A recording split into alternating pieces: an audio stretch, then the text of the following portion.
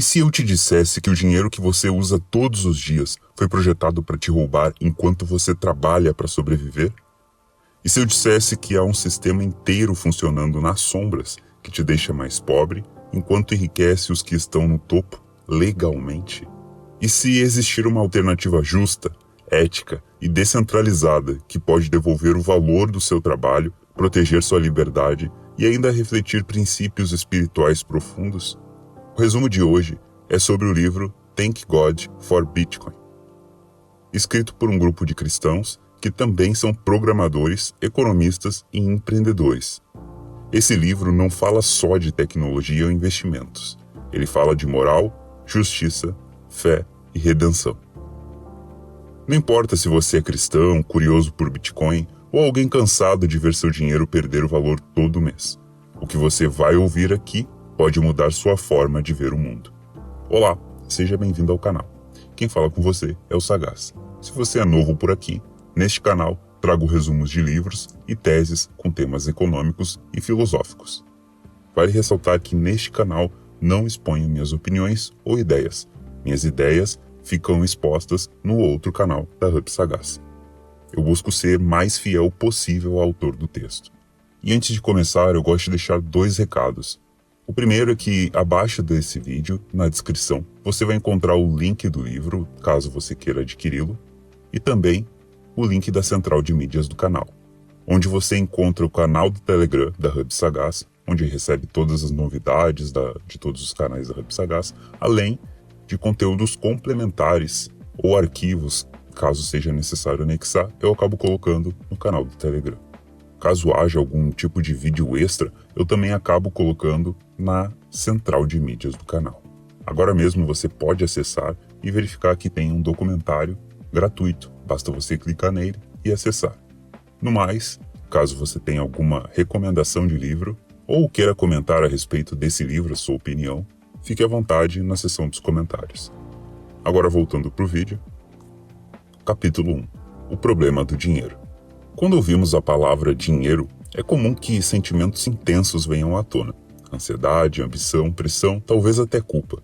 Esses sentimentos mostram o poder que o dinheiro exerce sobre nós. E essa influência não é só emocional ou prática, é também espiritual. Apesar disso, a maioria das pessoas nunca para refletir sobre o que realmente é o dinheiro. Raramente nos perguntamos como ele funciona, por que ele existe ou quem o controla. Mesmo nas igrejas, onde tanto se fala sobre o bom uso do dinheiro, pouco se fala sobre a sua essência. E isso é um problema, porque o dinheiro está no centro das nossas relações, com Deus, com os outros e com o mundo. Na Bíblia, metáforas financeiras são abundantes. A salvação é descrita em termos como dívida, pagamento, redenção. Isso revela como o dinheiro toca aspectos profundos da existência humana. Por isso, os autores do livro afirmam: dinheiro é espiritual. Ele pode ser uma ferramenta para o bem, promovendo justiça, generosidade e liberdade, ou pode ser usado para o mal, incentivando ganância, opressão e idolatria. O capítulo afirma que hoje vivemos sob um sistema de dinheiro chamado fiat, que nada mais é do que o dinheiro emitido pelos governos, como o dólar, o real ou o euro. Esse dinheiro não é lastreado em ouro, prata ou qualquer bem físico e pode ser criado do nada por governos e bancos centrais. É apenas declarado como válido, daí o nome fiat, que vem do latim e significa que assim seja. Essa capacidade de criar dinheiro do nada é perigosa. Ela desconecta o dinheiro do trabalho honesto, da criação de valor real e o transforma em um instrumento de manipulação. Os autores mostram que esse tipo de sistema incentiva o roubo disfarçado. À medida que mais dinheiro é criado, o valor do dinheiro que as pessoas já têm diminui. Esse fenômeno é conhecido como inflação. A inflação age como um imposto invisível. Tira valor do dinheiro de todos sem que seja preciso aumentar os impostos de forma oficial.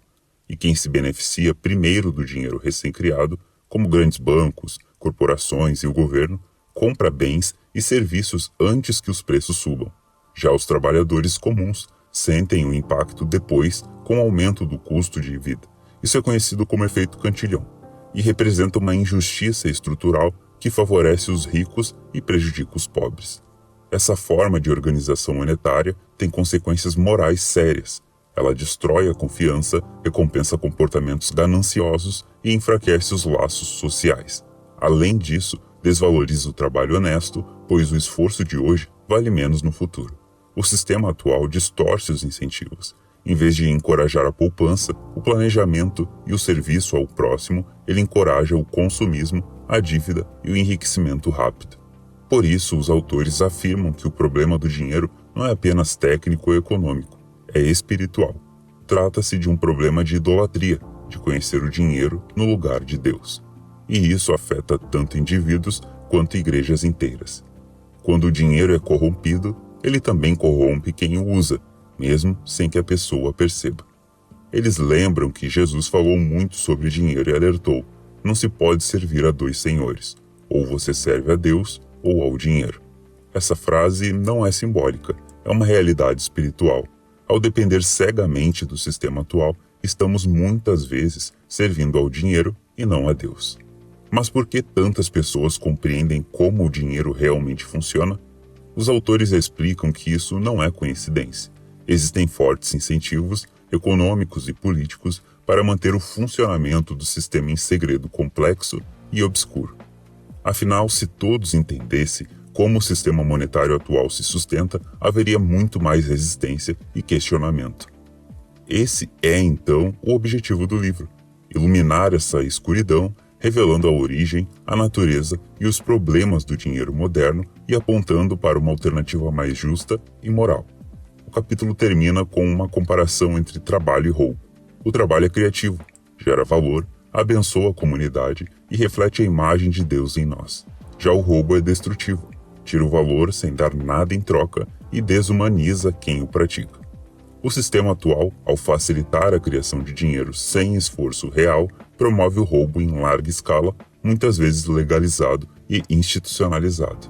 O que os autores propõem é que o dinheiro não é neutro. Ele molda comportamentos, incentiva valores, transforma culturas. Portanto, é nosso dever entender como ele funciona e escolher sistemas que estejam alinhados com princípios de justiça, honestidade e verdade. Capítulo 2. O que é dinheiro? Para entender os problemas do sistema monetário atual e por que o Bitcoin é uma possível solução, primeiro precisamos responder a uma pergunta fundamental: o que é dinheiro? Não o que fazemos com ele, mas o que ele realmente é. Este capítulo propõe um mergulho profundo nessa questão. Os autores explicam que o dinheiro, mais do que papel, moedas ou números numa tela, é uma ferramenta de cooperação humana, um instrumento essencial para que pessoas troquem valor entre si e, assim, possam trabalhar juntas, formar sociedades e prosperar. Desde o início da civilização, o dinheiro teve 3 funções básicas: meio de troca, ou seja, algo que aceitamos em troca de bens e serviços; unidade de conta, uma forma padronizada de medir e comparar valores; reserva de valor, um jeito de guardar riqueza para o uso futuro. Mas nem tudo pode ser dinheiro. Para cumprir essas funções de forma eficiente, o dinheiro precisa ter certas características. Os autores explicam que, ao longo da história, os bens que se tornaram dinheiro com sucesso compartilham 5 propriedades essenciais. Escassez: ele deve ser limitado em quantidade. Se algo pode ser criado facilmente, não serve como dinheiro, pois perde valor. Durabilidade: precisa resistir ao tempo, não pode estragar ou se decompor facilmente. Divisibilidade: deve poder ser fracionado para servir em trocas de diferentes tamanhos. Portabilidade: precisa ser fácil de transportar. Reconhecibilidade: é necessário que seja fácil de identificar e difícil de falsificar. Os autores dão exemplos históricos. Povos antigos já usaram diversos objetos como dinheiro: sal, conchas, gado, pedras raras, contas de vidro, entre outros. Mas, com o tempo, a humanidade percebeu que os metais preciosos, especialmente o ouro e a prata, cumpriam melhor todas essas funções. Esses metais eram escassos, duráveis, divisíveis, portáteis dentro do possível e reconhecíveis. Por isso passaram a ser aceitos amplamente como dinheiro em quase todas as grandes civilizações. Eles não apenas facilitavam o comércio, mas também serviam como base de confiança, algo essencial em qualquer economia. Mas o ouro, embora excelente em várias propriedades, não era perfeito. Ele era difícil de transportar em grandes quantidades e arriscado de armazenar. Isso levou ao surgimento de uma inovação: os bancos. Com os bancos, as pessoas passaram a depositar seu ouro em cofres e, em troca, recebiam notas promissórias, papéis que podiam ser trocados pelo ouro guardado.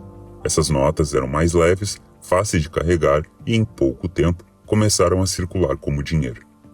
Esse sistema evoluiu para o que conhecemos como dinheiro fiduciário, ou dinheiro fiat, baseado na confiança de que o papel vale algo, mesmo que não esteja mais atrelado ao ouro ou a qualquer bem físico. Aqui os autores fazem uma pausa para levantar um alerta. Esse afastamento do ouro e da escassez física abre o caminho para abusos, como a impressão ilimitada de dinheiro e a criação de dívidas sem lastros. O sistema moderno se afastou dos princípios morais embutidos no dinheiro sólido, como o respeito ao trabalho, a honestidade e a justiça. Voltando à natureza do dinheiro, os autores usam uma analogia. O dinheiro funciona como um registro de favores.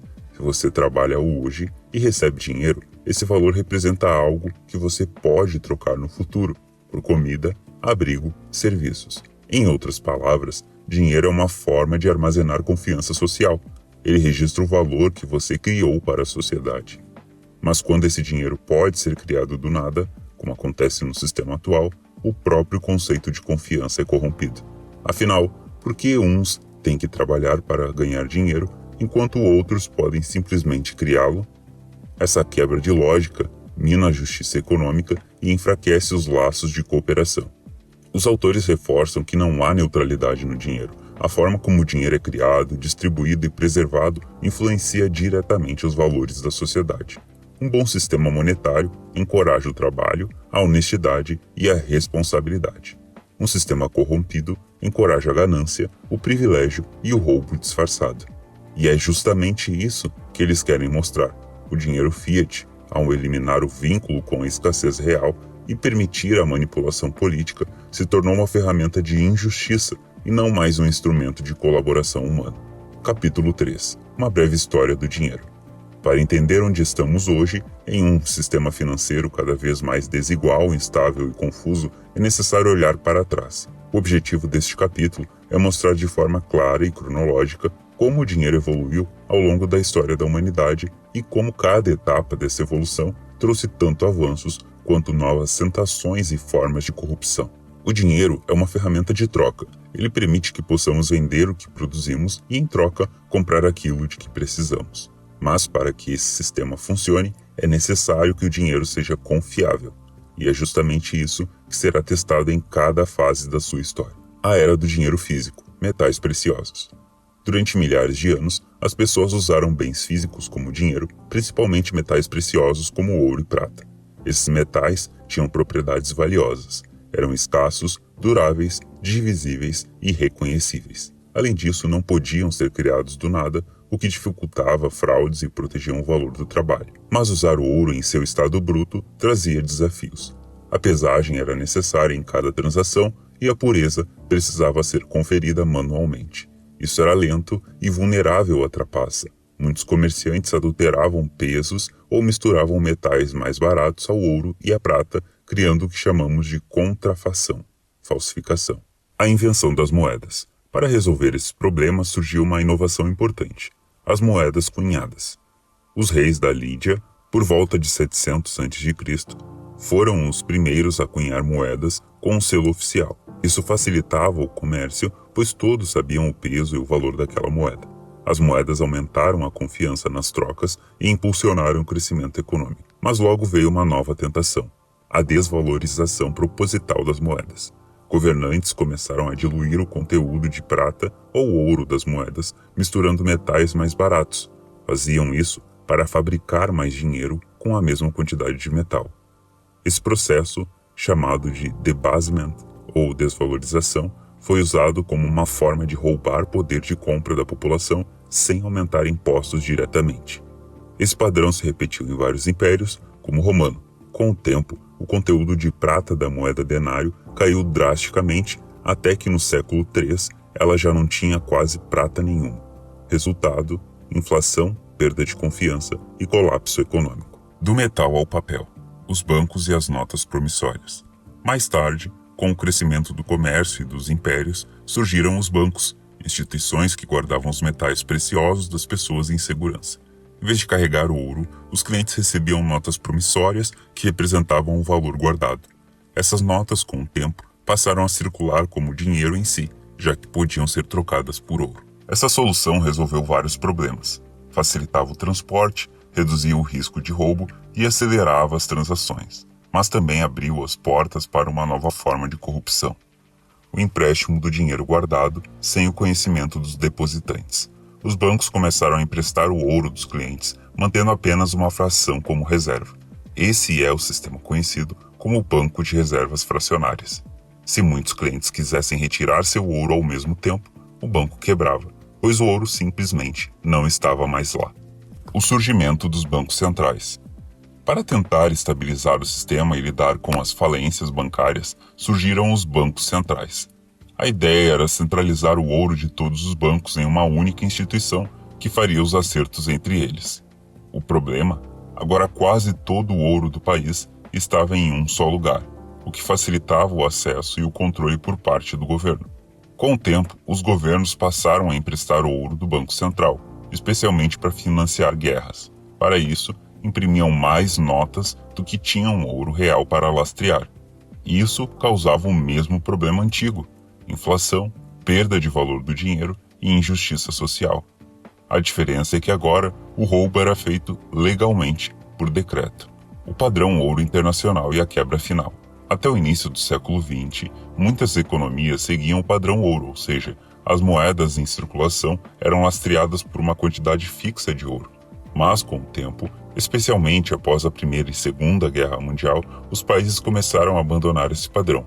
Eles queriam gastar mais do que tinham. Após a Segunda Guerra, foi criado o Acordo de Bretton Woods, que tornava o dólar americano a moeda de referência global. Os outros países mantinham suas reservas em dólares, com a promessa de que esses dólares poderiam ser convertidos em ouro pelos Estados Unidos. Mas isso não durou. Em 1971, o presidente Richard Nixon suspendeu temporariamente, segundo ele, a conversão do dólar em ouro. Essa decisão marcou o fim definitivo do padrão ouro. Desde então, o dinheiro se tornou totalmente fiat, ou seja, sem nenhum lastro, baseado apenas na confiança nas instituições que o emitem. O sistema atual, centralizado e manipulável. Hoje vivemos em um sistema em que o dinheiro pode ser criado em quantidades ilimitadas, por bancos centrais e governos. Essa centralização dá poder a poucos e cria um ciclo de dívida, inflação e dependência. Os autores mostram que ao longo da história, toda vez que o dinheiro pôde ser manipulado, ele foi manipulado. E sempre com as mesmas consequências: corrupção, injustiça e muitas vezes o colapso das civilizações. O que começou como uma ferramenta de cooperação entre indivíduos acabou se tornando um mecanismo de controle e exploração. Os problemas que enfrentamos hoje não surgiram do nada. Eles são resultado direto de escolhas históricas, muitas vezes motivadas por ganância, medo ou conveniência política. Compreender essa trajetória nos ajuda a perceber que o sistema monetário atual não é inevitável. Ele foi construído e por isso pode ser repensado e reformado. Capítulo 4. A corrupção do dinheiro. Até aqui vimos que o dinheiro foi uma invenção humana com um enorme impacto social e espiritual.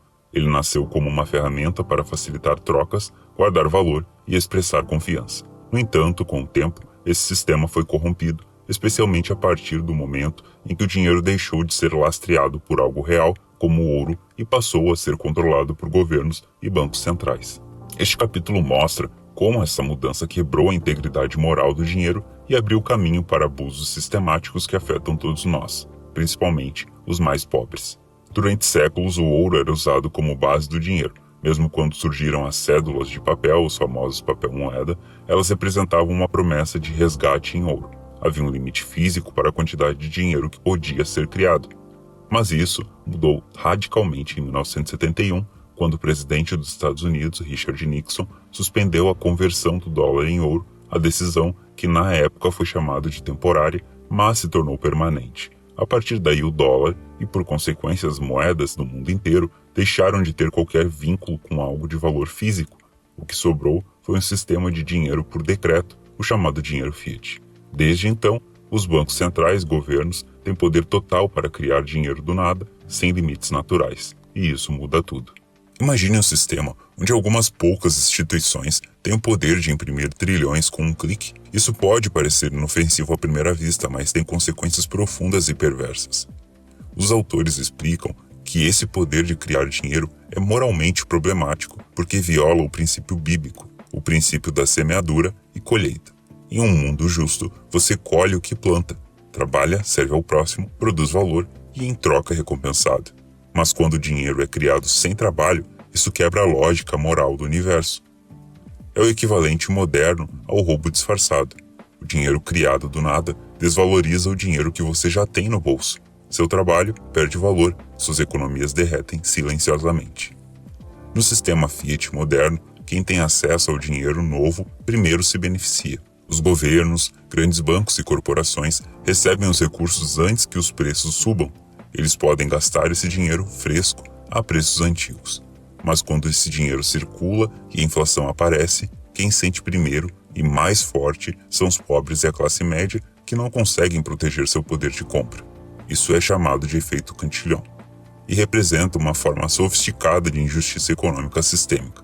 Os autores afirmam: a criação do dinheiro no sistema atual não recompensa o trabalho, a honestidade ou o serviço. Ela recompensa a proximidade do poder. Ao longo da história, toda vez que governos tiveram capacidade de manipular o dinheiro, acabaram abusando desse poder.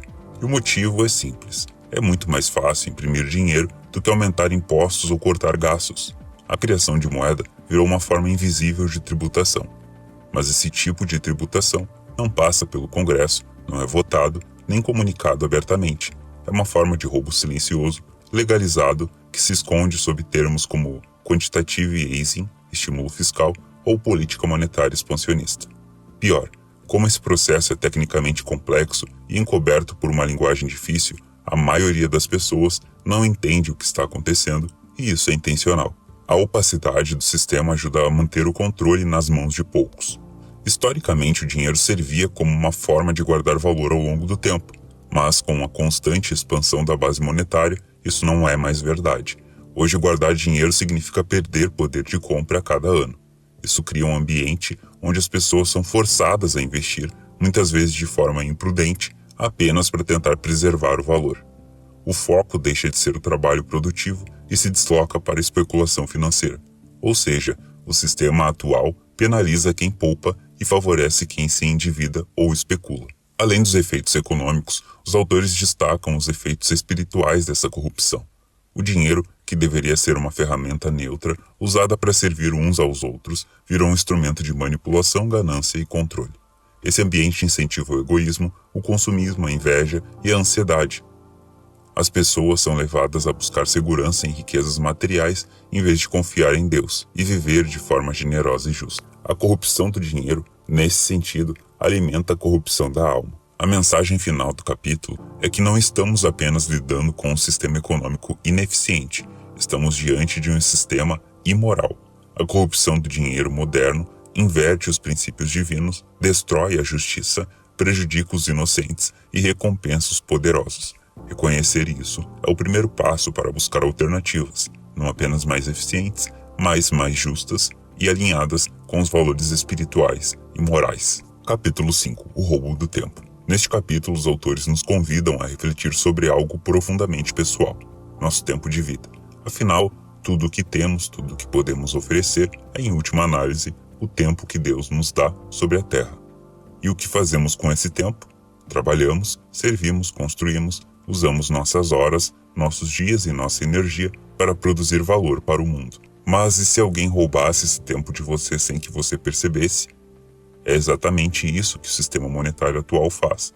Os autores afirmam que a inflação, longe de ser apenas um fenômeno econômico, é uma forma sutil de roubo, um roubo do seu tempo de vida investido em trabalho honesto. Todo trabalho exige tempo, seja limpando uma casa, escrevendo um livro ou desenvolvendo um software. Estamos investindo horas da nossa existência para gerar valor. Quando recebemos dinheiro por esse trabalho, esse dinheiro representa tempo congelado, armazenado para uso futuro.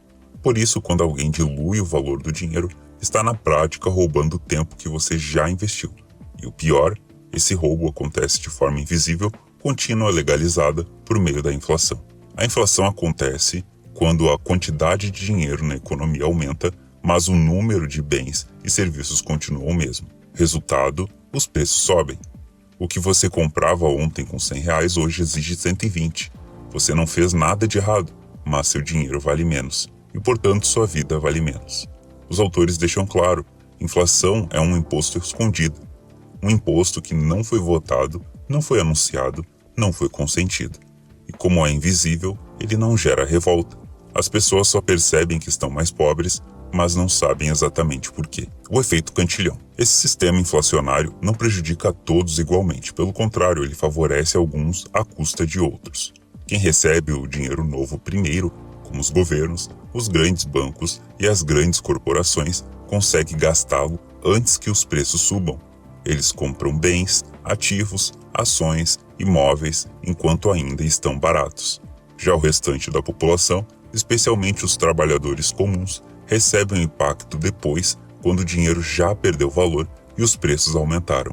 Esse fenômeno é conhecido como efeito cantilhão e representa uma forma de transferência injusta de riqueza. Em outras palavras, os mais próximos da impressora de dinheiro ganham, os mais distantes perdem. E os perdedores quase sempre são os mais pobres, os pequenos empresários, os assalariados e os aposentados. Esse processo, embora técnico, gera impactos humanos profundos. O trabalhador que não consegue guardar dinheiro, o pai de família que precisa de 2 empregos, a mãe que não consegue comprar o mesmo mercado com o salário de antes, o jovem que trabalha duro, mas não consegue comprar uma casa. A inflação corrói o futuro. Ela penaliza a poupança e desestimula o planejamento e promove um senso de urgência e desespero. Em vez de uma vida com propósito e sabedoria, as pessoas são empurradas para corridas de consumo, dívidas e ansiedade constante. E o mais grave, tudo isso acontece sem que a maioria compreenda a origem do problema. Vivemos dentro de um sistema que se alimenta do nosso tempo e ainda somos ensinados a aceitá-lo como normal. Os autores conectam esse roubo à dimensão espiritual da vida. A Bíblia ensina que devemos viver com sabedoria, aproveitar o tempo que nos foi dado e trabalhar de forma justa. Mas o sistema monetário atual desrespeita esse princípio. Ao roubar o fruto do nosso trabalho, ele nos desumaniza, nos desespera e nos afasta da confiança em Deus.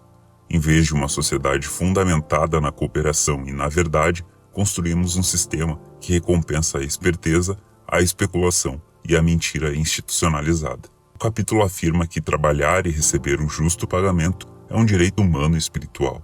Quando esse pagamento é corroído silenciosamente, estamos diante de uma injustiça grave.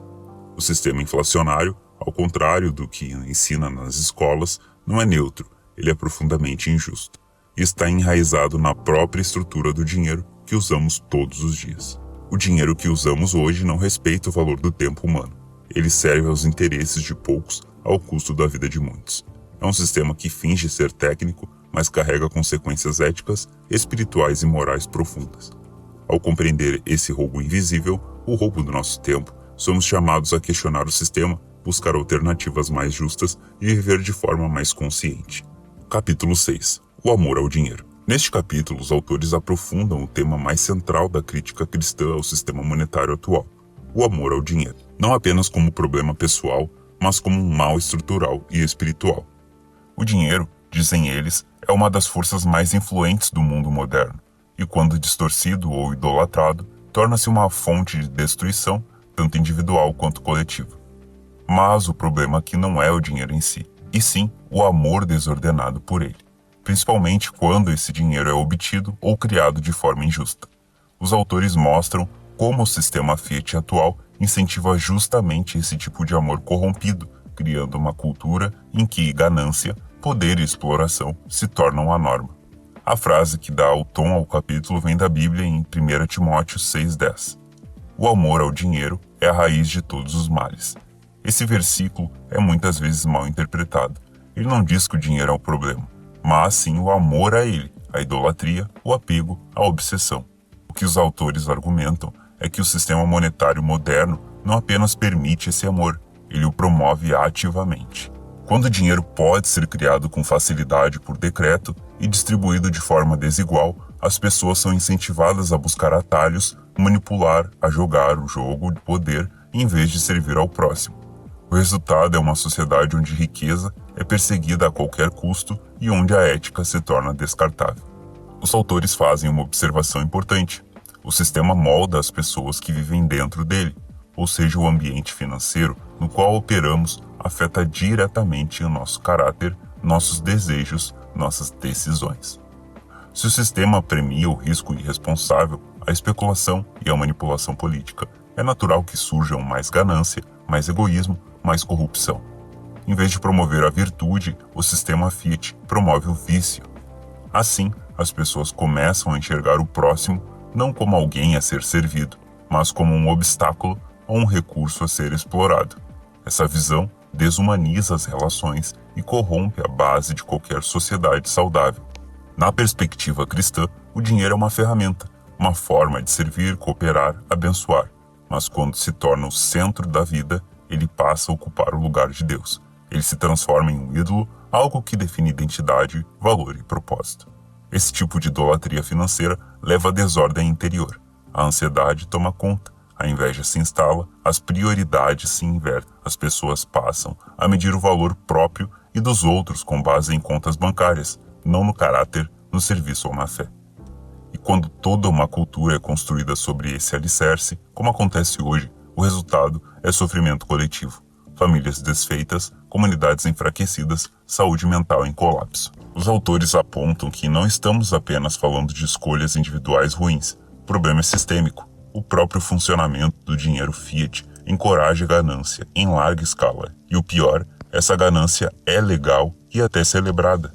Empresas buscam lucros a qualquer custo. Governos gastam sem limites. Bancos operam com reservas fracionárias e alavancagem extrema. O sistema inteiro recompensa quem toma mais do que dá. Isso tudo é possível porque o dinheiro perdeu sua integridade.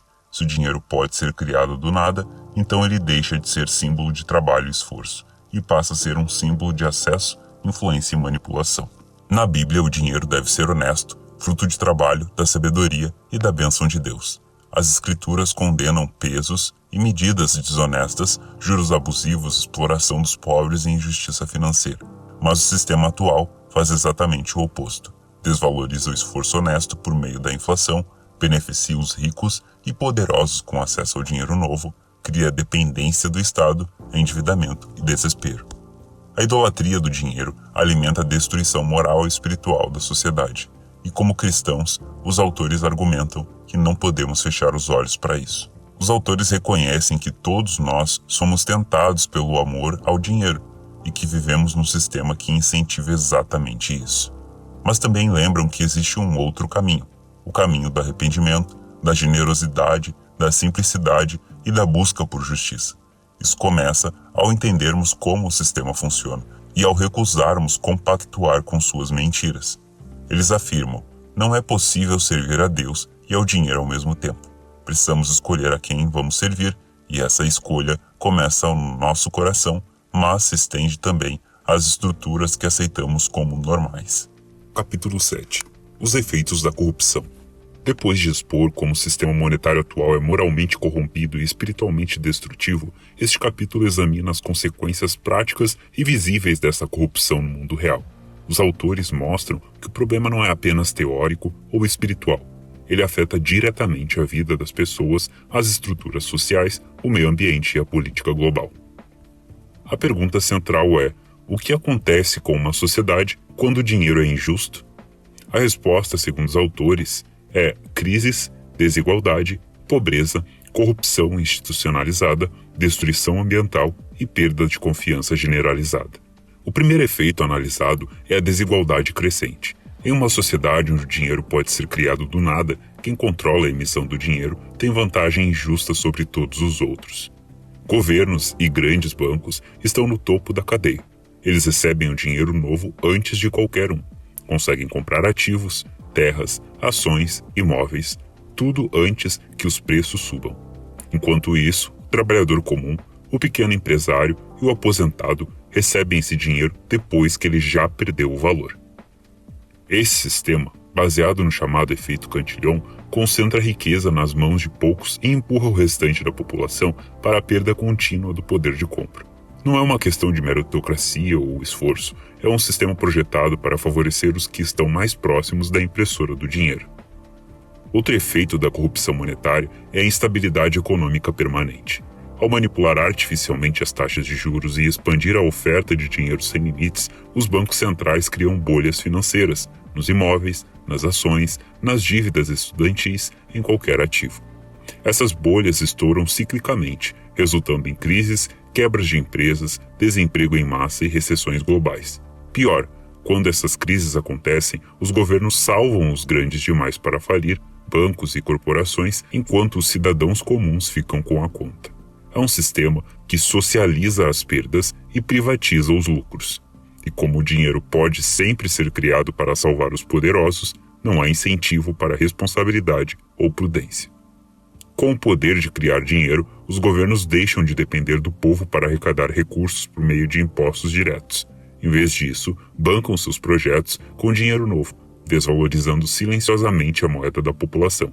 Isso significa que o Estado pode crescer, se endividar e se expandir sem consentimento do cidadão.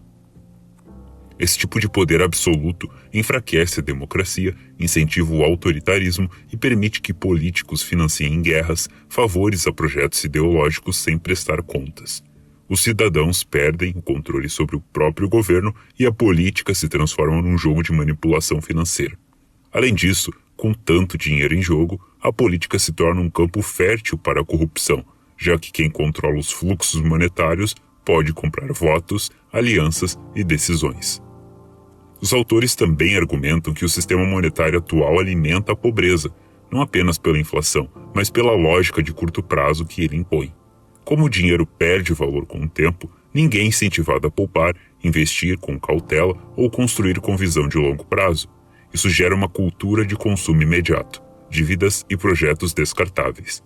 Empresas e governos visam apenas o próximo trimestre e não as próximas gerações. Essa mentalidade de curto prazo é um dos fatores que contribui para a destruição ambiental. É mais lucrativo extrair, poluir e desperdiçar agora do que preservar e regenerar no futuro. O próprio sistema financeiro desincentiva a sustentabilidade e acelera o esgotamento de recursos naturais. Por fim, a consequência mais profunda e menos visível é a erosão da confiança. Um sistema financeiro baseado em um dinheiro injusto quebra o elo de confiança entre indivíduos, empresas e governos. Se o dinheiro é manipulado, se o valor do seu salário evapora, se a promessa do governo muda com a impressão de moeda, como confiar em qualquer coisa? Essa desconfiança corrói o tecido social. Pessoas passam a suspeitar umas das outras, a competir em vez de cooperar, famílias se endividam, comunidades se fragmentam, a esperança dá lugar ao cinismo. E tudo isso acontece porque o fundamento da economia, o dinheiro, foi corrompido. O capítulo conclui com um alerta. Os males que vemos ao nosso redor, desigualdade, crises, corrupção, pobreza, destruição ambiental e desesperança, não são acidentes aleatórios. Eles são frutos naturais de um sistema construído sobre um dinheiro injusto, o inflacionário e manipulável. Se quisermos uma sociedade mais justa, saudável e sustentável, precisamos reconstruir a base, e essa base é o dinheiro. Capítulo 8. A separação entre dinheiro e Estado. Após expor os efeitos destrutivos da corrupção monetária, os autores agora abordam uma proposta ousada, mas necessária. O dinheiro deve ser separado do Estado, assim como em um momento da história se decidiu separar a Igreja do Estado. Essa comparação serve como estrutura para o capítulo. Os autores explicam que, assim como a união entre Igreja e Estado resultou em abusos, perseguições e manipulações espirituais ao longo da história, a união entre o dinheiro e o poder político também gera opressão, corrupção e desigualdade. A tese central é que o controle estatal do dinheiro, por meio de bancos centrais, impressão monetária e manipulação de taxas de juros, é uma fonte constante de injustiça e desequilíbrio social. E por isso, é hora de separar o dinheiro do Estado. Durante séculos, a Igreja esteve profundamente ligada ao poder político. Isso deu origem a inúmeras distorções, indulgências vendidas, perseguições a dissidentes, guerras santas, acúmulo de riqueza por instituições religiosas. Essa fusão entre fé e governo gerava um sistema de opressão disfarçado de autoridade moral. Foi apenas com a Reforma Protestante e mais tarde com os movimentos iluministas que surgiu a ideia de que a religião não deveria ser imposta pelo Estado e que cada indivíduo deveria ter liberdade de consciência e culto. Essa separação libertou tanto a fé quanto o governo de distorções e abusos. Hoje, essa mesma lógica precisa ser aplicada ao dinheiro. Os autores propõem, assim como a fé se fortaleceu ao se libertar do controle político, a economia e a justiça também podem florescer se o dinheiro for libertado do controle estatal. Por que o Estado não deve controlar o dinheiro? Governos, por definição, têm incentivos para abusar do controle monetário. Afinal, é muito mais fácil imprimir dinheiro do que cortar gastos impopulares, aumentar impostos e correr o risco de perder apoio político, buscar soluções de longo prazo. O problema é que essa facilidade gera irresponsabilidade fiscal, dívidas infinitas, inflação e desigualdade. E como vimos nos capítulos anteriores, quem mais sofre com isso são os pobres e os honestos. Além disso, quando o governo tem o poder de controlar a moeda, ele pode financiar guerras sem aprovação popular, espionar e congelar contas bancárias de dissidentes, recompensar aliados e punir adversários com acesso desigual ao crédito. Ou seja, o controle estatal do dinheiro concentra poder demais nas mãos de poucos, algo que sempre acaba em abuso. Neste ponto do capítulo, os autores apresentam o Bitcoin como uma resposta prática e ética ao problema. Diferente do sistema Fiat, o Bitcoin é descentralizado, não é controlado por nenhum governo ou instituição, escasso, existe um limite fixo de 21 milhões de unidades impossíveis de inflar, transparente, o código é público, auditável e resistente à manipulação. Imparcial, qualquer pessoa pode usar sem precisar de permissão. Essas características fazem do Bitcoin um dinheiro neutro global e que respeita os princípios de justiça, escassez e responsabilidade individual. Assim como a imprensa de Gutenberg descentralizou o acesso à informação e capacitou o povo durante a reforma, o Bitcoin descentraliza o poder financeiro e abre caminho para uma nova revolução ética. Os autores reconhecem que não é fácil romper com os sistemas tradicionais, ainda mais quando esses sistemas parecem ser a única opção. Mas eles lembram que, historicamente, transformações morais exigem coragem, visão e sacrifício. A separação entre igreja e Estado não aconteceu de forma tranquila. Ela enfrentou resistência, perseguição e incompreensão, mas foi necessária para restaurar a integridade da fé. Da mesma forma, separar o dinheiro do Estado é um passo doloroso, mas necessário para restaurar a integridade da economia. Para os autores, essa discussão não é apenas política ou econômica, é espiritual. Como cristãos, somos chamados a agir com justiça, a proteger os fracos e denunciar a opressão e a viver com integridade. A pergunta é: que tipo de sistema estamos sustentando com nossas ações diárias? Continuar alimentando um sistema injusto por conveniência é, em certo sentido, participar de sua corrupção. A adoção do Bitcoin nesse contexto não é apenas uma escolha tecnológica, é um ato moral. É um passo em direção à transparência, à liberdade e à justiça econômica. Um modo de viver os princípios bíblicos no mundo cada vez mais dominado pela mentira e pela ganância. O capítulo termina com esperança. Assim como a reforma religiosa foi um ponto de virada na história da fé cristã, a separação entre dinheiro e Estado pode ser o início de uma nova era de integridade financeira e dignidade humana. Mas essa mudança não virá de cima para baixo. Ela começa com indivíduos, com pessoas comuns que decidem viver de forma diferente, que se recusam a aceitar um sistema baseado na manipulação e que escolhem construir algo novo, mais justo e mais livre. Capítulo 9. O que é Bitcoin? Após construir uma crítica profunda ao sistema financeiro atual e defender a separação entre dinheiro e Estado, os autores agora voltam seu foco para a alternativa que dá título ao livro, o Bitcoin. Este capítulo oferece uma introdução clara e acessível aos fundamentos do Bitcoin, o que ele é, como funciona e por que representa uma resposta ética e técnica aos problemas do dinheiro moderno. O que é Bitcoin? O Bitcoin é um tipo de dinheiro digital descentralizado que não depende de governos, bancos ou qualquer autoridade central para funcionar. Ele foi criado em 2009 por um pseudônimo chamado Satoshi Nakamoto, com o objetivo explícito de criar um sistema monetário justo, confiável e resistente à manipulação. Os autores explicam que, diferente das moedas fiat, o Bitcoin tem 3 pilares fundamentais. Escassez programada. Apenas 21 milhões de Bitcoins existirão no total. Esse número é codificado no próprio protocolo e não pode ser alterado mesmo por consenso entre usuários. Isso contrasta com o dinheiro fiat, que pode ser emitido indefinidamente. Com essa escassez, o Bitcoin protege o poder de compra ao longo do tempo.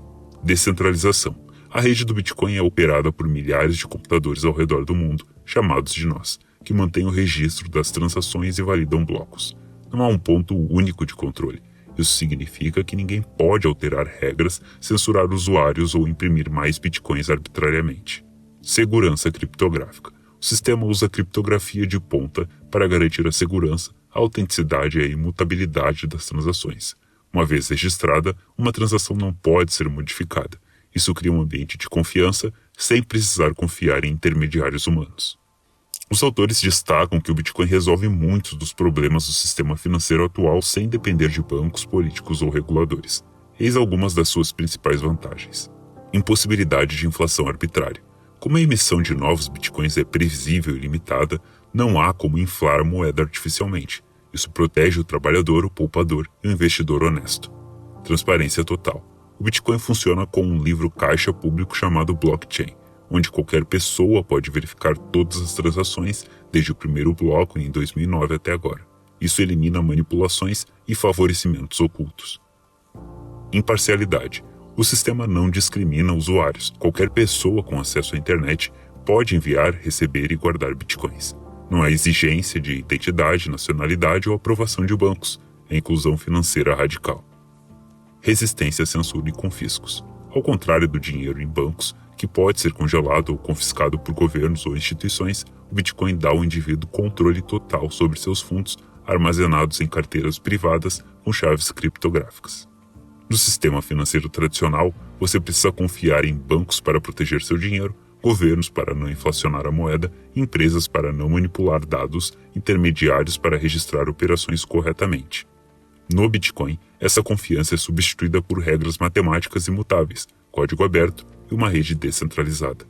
Os autores chamam isso de Trustless System, um sistema sem necessidade de confiança subjetiva. Essa estrutura permite algo inédito: transações globais, seguras e instantâneas entre estranhos, sem depender de terceiros ou de instituições centrais. Os Bitcoins são criados por um processo chamado mineração, onde computadores resolvem problemas matemáticos complexos e, como recompensa, recebem novos Bitcoins. Esse processo garante a segurança da rede, controla a emissão monetária, torna caro e difícil atacar o sistema. A recompensa por bloco é reduzida pela metade a cada 4 anos, o que é chamado de halving. Isso torna o Bitcoin cada vez mais escasso, o que reforça seu valor como reserva de valor a longo prazo, semelhante ao ouro. Os autores enfatizam: o Bitcoin não é apenas uma inovação técnica, é uma revolução moral. Ele representa um dinheiro honesto que não favorece elites nem explora os pobres. Um sistema transparente e auditável onde ninguém tem privilégios secretos. Uma ferramenta de libertação econômica, especialmente para pessoas em países com moedas frágeis, regimes autoritários ou exclusão bancária. É ao mesmo tempo um protesto silencioso e uma esperança concreta. Ele oferece ao indivíduo comum uma chance real de proteger seu trabalho, seu tempo e sua dignidade. Os autores concluem o capítulo destacando que o Bitcoin encarna valores profundamente bíblicos, como justiça, ninguém pode roubar o valor do outro por inflação, transparência, nada é feito em segredo, responsabilidade, cada pessoa é responsável por seus próprios recursos, e liberdade, ninguém precisa pedir permissão para usar seu dinheiro. Eles defendem que se o dinheiro molda o comportamento humano, então usar um dinheiro mais justo é uma forma de viver com mais integridade. O Bitcoin, por seu desenho e funcionamento, honra o trabalho honesto e protege os fracos, exatamente o que o sistema atual não faz. Capítulo 10. Bitcoin como redenção. Depois de expor os problemas éticos do sistema monetário moderno e apresentar o Bitcoin como uma alternativa justa, este capítulo final eleva o tom da discussão. Os autores propõem que o Bitcoin não é apenas uma inovação tecnológica ou uma ferramenta financeira, ele representa uma redenção moral do dinheiro. Essa redenção se dá porque o Bitcoin oferece um caminho para restaurar a integridade do sistema econômico, reconstruindo-o sobre fundamentos éticos, transparentes e descentralizados, muito mais alinhados com princípios cristãos do que o sistema atual. No coração do cristianismo está a ideia de redenção, a restauração daquilo que foi corrompido, a cura do que foi quebrado, a reconciliação da criação com seu Criador. O pecado, ou seja, a desordem moral, trouxe distorções para todas as áreas da vida humana, inclusive a economia. Segundo os autores, o sistema monetário atual é um reflexo dessa queda. Ele foi corrompido pela ganância, pela mentira e pelo desejo de poder. A impressão infinita de dinheiro, a manipulação de mercados e a exploração dos mais pobres são sintomas de uma economia caída, desconectada da verdade e da justiça. Nesse contexto, o Bitcoin surge como uma espécie de instrumento de redenção econômica. Ele não é perfeito, e os autores deixam isso claro, mas representa uma tentativa real de restaurar a justiça nas trocas humanas. Diferente do sistema fiat, o Bitcoin impõe limites a si mesmo. Ele não permite inflação arbitrária, não discrimina usuários, não dá privilégio aos ricos, aos bancos ou aos políticos. Ele funciona por regras matemáticas imutáveis, visíveis para todos. Isso torna, em essência, moralmente superior. Os autores apontam que não é preciso confiar em pessoas ou instituições para usar o Bitcoin, apenas nas regras do protocolo, que estão abertas para qualquer um verificar. Isso elimina a necessidade de intermediários corruptíveis e reduz drasticamente os incentivos à exploração financeira. Nesse sentido, o Bitcoin honra o trabalho honesto, protege a poupança e recompensa a responsabilidade individual, virtudes que são bíblicas e centrais à ética cristã. Redenção, porém, não é automática. Assim como no plano espiritual, eles exigem arrependimento, mudança de atitude e compromisso com uma nova forma de viver. Os autores fazem um chamado direto ao leitor. É preciso escolher conscientemente participar de um sistema justo. Isso significa, por exemplo, ser honesto nas finanças pessoais, rejeitar sistemas baseados em fraude ou privilégio, aprender sobre o Bitcoin e usá-lo de forma ética, ensinar outros a fazer o mesmo. O Bitcoin não é uma solução mágica. Ele não salva almas, mas pode ser uma ferramenta prática para ajudar as pessoas a viver com mais dignidade, justiça e liberdade, especialmente em lugares onde o sistema monetário oprime em vez de servir. Os autores destacam que os mais beneficiados por um sistema monetário justo são os mais vulneráveis: pobres, trabalhadores explorados, moradores de países com inflação galopante, refugiados vítimas de regimes autoritários. O Bitcoin dá acesso financeiro a quem não tem banco, protege a poupança de quem vive sob ditaduras e oferece liberdade econômica em ambientes de censura. Ele é, em muitos sentidos, uma ferramenta de justiça social, e essa justiça é um reflexo do coração de Deus. Os autores afirmam que não há neutralidade moral no uso do dinheiro.